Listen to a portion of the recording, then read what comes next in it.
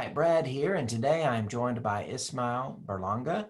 Ismael is a graduate of Heritage Christian University, and he is currently a D-Min student at Lincoln Christian University.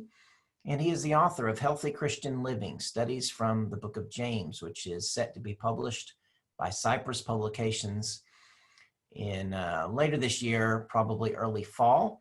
Cypress Publications is an imprint of Heritage Christian University Press. Ismael, we are glad that you're joining us today, and congratulations on the book. And first, for those that are watching and are unfamiliar with you, just tell us a little bit about yourself and a little bit about your ministry. Appreciate the opportunity. So again, my name is Ismael Berlanga. I am a native of South Texas. I was born in Galveston, Texas, grew up in South Texas. Spanish was my first language. You know, Spanish is just very prevalent down there. So graduated in '04 and then went off to Bible school. So that's Southwest School of Bible Studies in Austin. Did their program, graduated in 2006.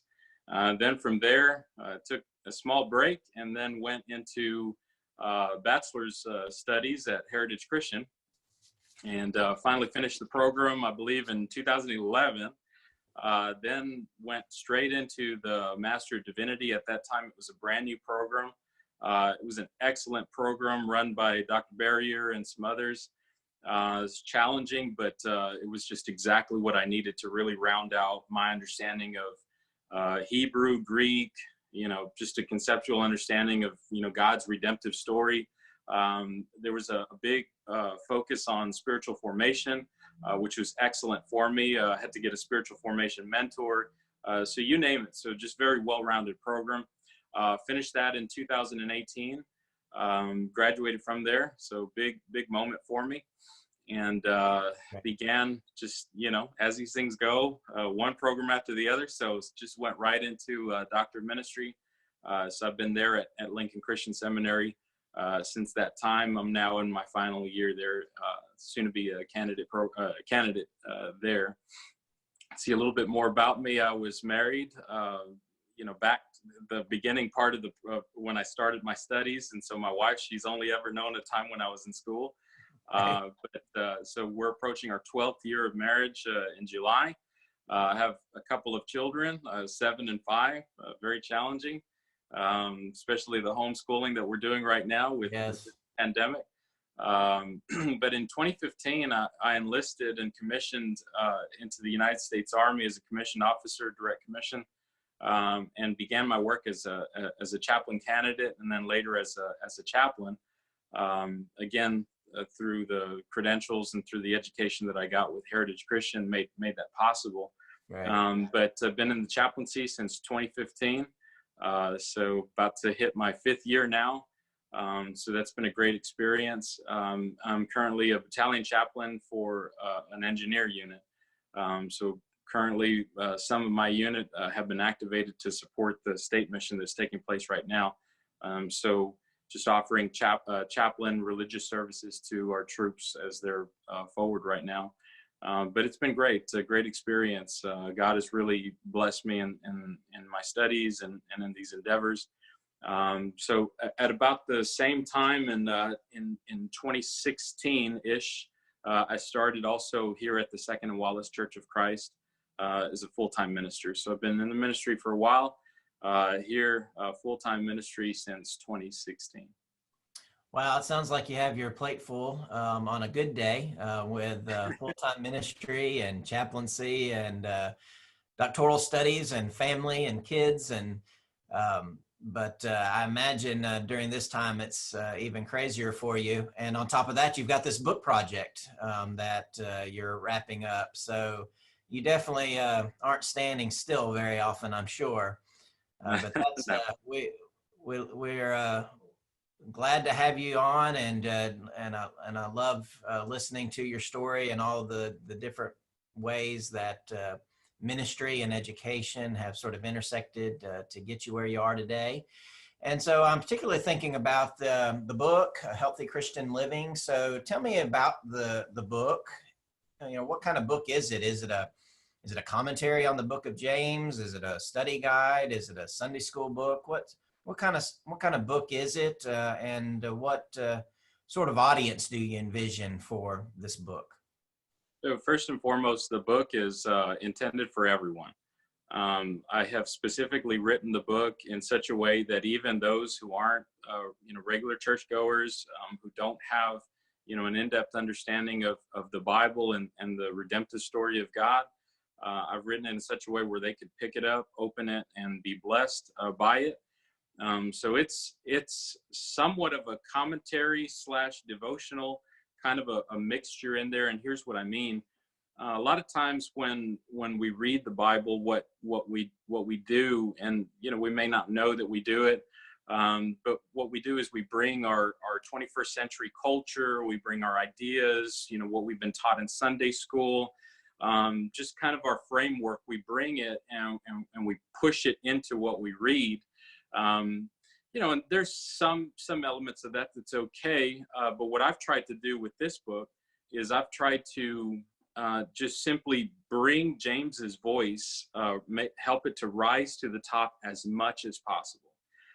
So the book of James is very unique because in the 108 verses that it has, over half of them contain what's called an imperative. So again, without getting too technical in there, what an imperative is it's basically a command that's given by the author. All of the New Testament has imperatives, but James in particular, over half of the verses in the book of James contain imperatives. And so you'll often hear James described as the Proverbs of the New Testament. And the reason for that is because of that very reason, because it contains so much guidance from James. So what I've tried to do is just simply rise his voice up to the top so that he's speaking as loudly as possible from his context. And the beauty of it is that what he says in the book of James, it's timeless. It's applicable to every generation, no matter where you are in your faith, no matter where you are in your walk. It's just simply applicable. So again, the audience is intended for everyone. What I do is I take each imperative or each section of imperatives and I let those drive the conversation. Instead of my own thoughts of where I think the book of James needs to be divided, which is what a lot of commentaries do, instead I let James direct the conversation. And so I let him direct what each section is going to be. And so that's how I divide up the chapters. And so we wrestle with what command does he give in that one section. We wrestle with it in that chapter. That really sounds unique and interesting, and I think could be appealing to a broad audience, it sounds like. So you've kind of mentioned the imperatives and how they fit within this book, but as you got ready to think about a book project, why did you pick, I mean, you've sort of alluded to it already, I think, but why did you pick the book of James in particular to write this, to do this project? So life is messy, and we know that. We know that life it's not straightforward. As much as we wish that everything every day was just a straightforward day, we just get from point A to point B, mission accomplished. As a soldier, that part, I very much wish. But as we all know, life has a lot of ups, but it also has some downs in it. And what the book of James does, it's very, very unique. Again, what James does is he pulls from the messiness of his story and his transition from estranged brother of Jesus to servant of Jesus Christ. There's a lot that happened in there. And so what he does is he takes from his life lessons and he pulls it into his conversation. And again, you really have to look at James from a certain perspective in order to hear that voice come through, but it's there. And so what James does is he gives us guidance on how to navigate the messiness of life. And it's very encouraging to know that you're hearing the voice of someone who's been there. You're hearing the voice of someone who's gone through kind of the ups and downs and has navigated through it. And now here he is passing on his wisdom off to the next generation. And so it's just incredibly encouraging to hear that. And so that's one of the things that appealed to me from the book of James. There's also something else that within the book itself, he makes reference early on in the first chapter to the first fruits, and it's very easy to pass over that. But what he's referring to is he's referring to God's intention for mankind, specifically for his people. And sometimes I hear in my ministry, chaplain context, and so on, I hear Christians even saying, I just don't know what my purpose is. And I just don't know what God wants from me. I don't know where he's leading me. And so what James does is he gives us, okay, so this is God's intention. Here is what he wants. And here's how you can participate in that. You're not a spectator in this redemption story. You're a participant, and you have a role to play within that story. And so he's very inviting, but again, you got to hear it from a certain perspective. You have to be reading it, in a certain type of way in order to really hear his voice come through. But that's, again, why James, that's the reason why. Well, that's really fascinating because, I know that you did not write this book with a pandemic in mind, Right. Obviously, but it's coming out during a time of social distancing and pandemic and change, disruption in life.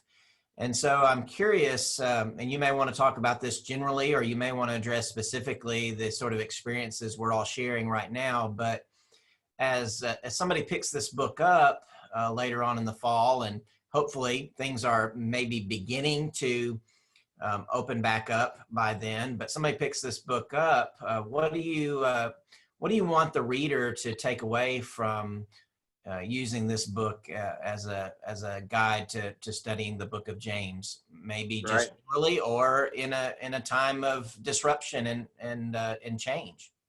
Right. It's interesting that you mentioned that. So I've been giving some chaplain talks and even in my own ministry here at the Second and Wallace Church, and it's just amazing how applicable what James says, even in the very beginning of the book, is to our current situation. For example, he says, "My brethren, count it all joy when you fall into various trials, knowing that the testing of your faith produces patience, and let it have its perfect work." And so in that immediate, just right off the bat in chapter 1, he advises his readers to stop and to think through what they're going through. And that is so critical in moments of anxiety and fear, because what happens in fear and anxiety is that our fear response kicks in and we get tunnel vision.